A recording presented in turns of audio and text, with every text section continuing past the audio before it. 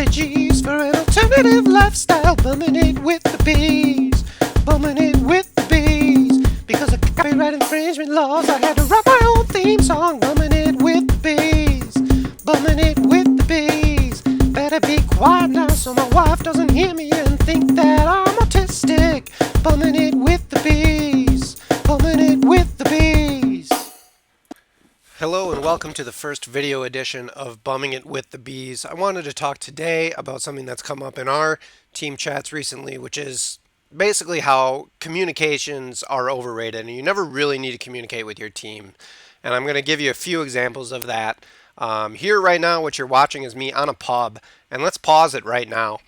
I've made it out. You can see I'm past 3. I've got a level 10 player here who I can't communicate with going up against a level 145 player here. I've got Shrikeli, who obviously has HBO, so he's probably has a pretty good internet connection. And I've got to try to get out here. Now, in NLTP, we would be screaming, hey, get button, get button. But you know what? I don't have to do that because I can sense that this guy knows what's up. And he gets it. He blocks everybody. Easy cap for blue team.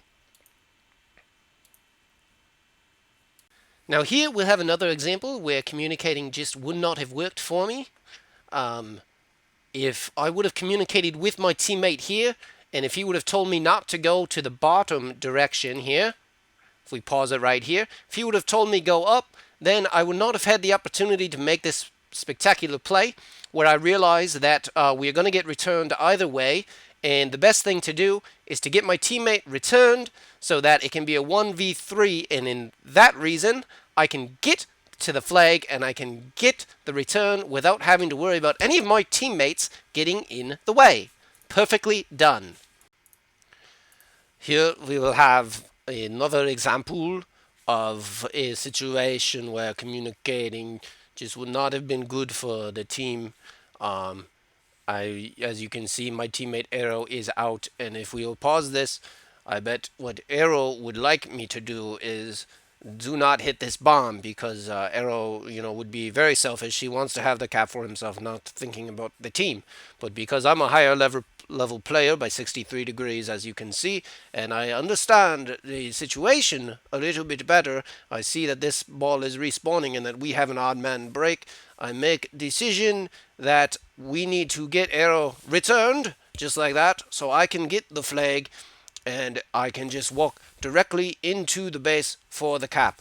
If we would have communicated, I would not have hit the bomb. He probably would have got returned. We would not have had easy cap. Once again, situation, communicating is very bad for the team. So I did want to take a moment today to talk about flag carrying on market. I know that NLTB just finished with this map, but I think there's a good chance that it's coming back for the playoffs. I think we're all sort of expecting that. And I saw a lot of mistakes from flag carriers, so I just wanted to break down what you should be doing with the flag on this map. So I'm going to be following Aunt Jemima here as he gets a free grab and a really bad boost by blue team gets him out, and he's got a chance to cap. All right, now freeze. Jemima has got himself in position to boost somewhere in for the cap. Now, what are your options here on this map? Well, there are always, passive approaches where you take a lap, you boost somewhere in this direction, or you boost back here, anywhere over here, anywhere over here. We don't really want to do that. We want to boost into flag, but we know that we have an OD ball that's always going to be playing in here, sort of trying to stop you in this region. So we need to come up with some alternative angles.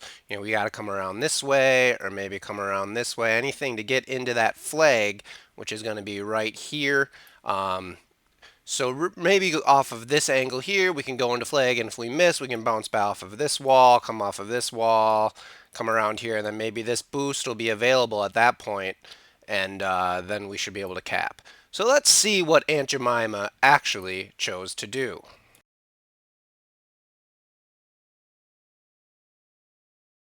Bumming it with the bees. Bumming it with the bees.